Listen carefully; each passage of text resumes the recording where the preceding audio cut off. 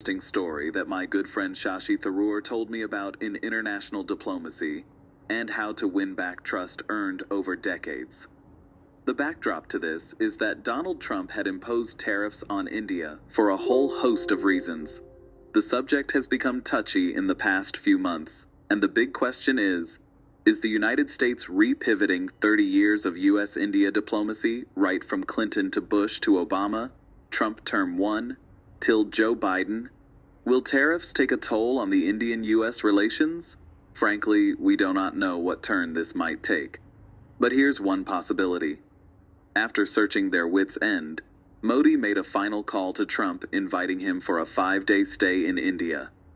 Donald Trump landed in India with strong intentions to resolve tariffs and improve US-India relations. While the US team thought that it will be the same old protocol-based Ministry of External Affairs, led meetings at Rashtrapati Bhawan, and with Prime Minister Modi, the team was in for a big surprise. Prime Minister Narendra Modi had orchestrated something special. A 5-day deep dive into Kerala's culture, hospitality, food, flavors, and absolutely no. You heard it right. Absolutely no official talks. Day 1. Warm welcome at Ambalapuyha Temple. Modi greeted Trump with coconut water at the historic Ambalapuyha Temple, where priests and devotees welcomed them with traditional rituals. Trump, initially bewildered, was enchanted by the serene atmosphere, intricate architecture, and the warmth of the people. Modi explained the temple's significance and the story behind its renowned Ambalapuyha Pal Payasam, a divine dessert Trump quickly developed a taste for. The Uniapam, made in pure ghee, was a delight. In the evening, there was an exotic performance of the Kathakali and Chakyar Kuth, and the night ended with a ritualistic breaking of 1,000 coconuts in 20 minutes at the Vedak Orumagan temple, along with the ritualistic rhythmic beating of the drums. A picture of the performance is attached here. Modi arranged a lively, gimmicky camel dance performance. Trump tried to mimic the moves, delighting the crowd. The hospitality, culture, and flavor overwhelmed Trump's expectations. Day 2.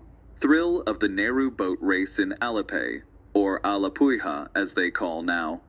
The diplomacy shifted to Kerala's backwaters, where Trump found himself on a snake boat, rowing alongside Modi in the famed Nehru boat race. Flags fluttered, drums beat, and cheers echoed as they raced past swaying coconut palms. Trump, sporting a Make America Great Again cap, couldn't help but laugh at the joyful spectacle, noting, "No trade negotiation can beat this experience." If you'd like to experience the authentic voices of the people, free from heavy instrumentation and full of raw local expression, take a minute to listen. You won't regret it.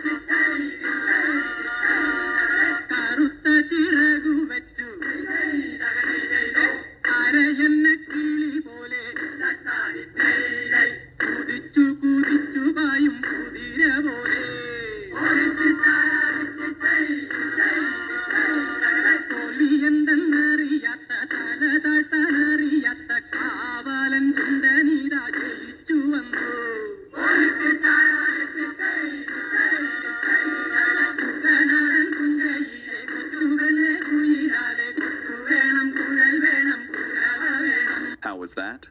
Great feeling, right? A visibly tired Donald Trump had some chamandi and strong coffee and katan kapi to boost up his spirit. He said he's never ever tasted such lively food. The afternoon brought a smile to his face after he tasted the kappa and mean curry. "What a delight!" he exclaimed, the aroma of the condiments and the simplicity of the food still lingering in his taste buds. In between, Modi would initiate talks about concepts of parasparam and relations where food produced in one household was shared with immediate neighbors as a practice for better bonding, thus seamlessly blending diplomacy with sacred tradition. The evening was another spectacle lit by a bonfire called Ayi, surrounded by the locals who came to visit the presence of the U.S. President. Day 4.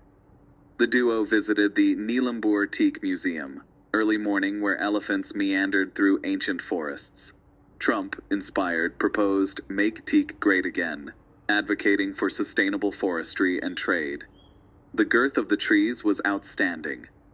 Over cups of strong South Indian coffee and homemade tea, Modi detailed Kerala's ecological treasures and Ayurveda's healing wisdom.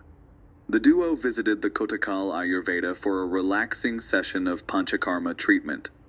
As mentioned, there were no official talks or conferences or media allowed. While Trump did miss the presence of the U.S. media, he loved the hospitality better than anything else. Trump reminisced about Steve Jobs, Jack Dorsey, and Mark Zuckerberg having spiritual teachers in India. In the afternoon, they had a grand Kerala Sadhya lunch with the traditional pan. Day 5. Shashi Tharoor took Modi and Trump to the Tharoor spoke about the secrets of the traditional temple rituals and the wealth associated with the temple. Modi handed over boxes of Kerala banana chips, tapioca chips, jackfruit chips, and yam chips made in pure virgin coconut oil for Trump, Melania, and the White House. Shashi Tharoor presented a box of turmeric powder, black pepper, cardamom, cinnamon sticks, and nutmeg, and Trump exclaimed, "This one is better than the plain offered by Qatar. I won't have questions when I reach back home." Trump quipped, "No wonder this is called God's own country," and thanked Shashi Tharoor for his out-of-the-box thinking. "We need more men like you in my office," said Trump. By the end of 5 days, Trump, astounded by Kerala's grand welcome and hospitality and Modi's personal touch, declared, "This hospitality is unbeatable and deeply spiritual."